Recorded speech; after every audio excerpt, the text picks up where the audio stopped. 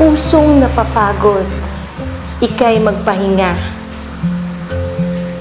Magpahinga, magpalakas, dahil hindi nauubos ang umaga.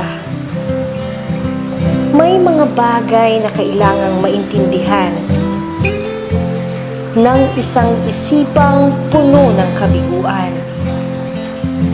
Kabiguang tila walang katapusan.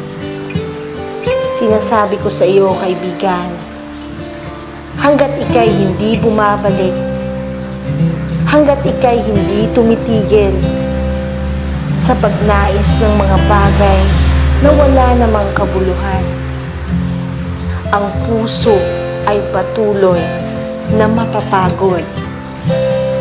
Nais kong sabihin sa iyo, kaibigan, palitan mo ang iyong kaisipan dahil nakikita kong ika'y lubhang nabibigatan sa lahat ng iyong pinagdadaanan.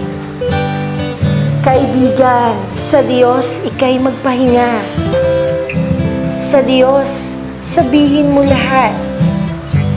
Magpakumbaba. Laging magpakumbaba. At ang iyong kaluluwa'y makakapagpahinga. Sa Diyos mo hanapin ang iyong kapahingahan. Siya ang magbibigay sa iyo ng kalakasan.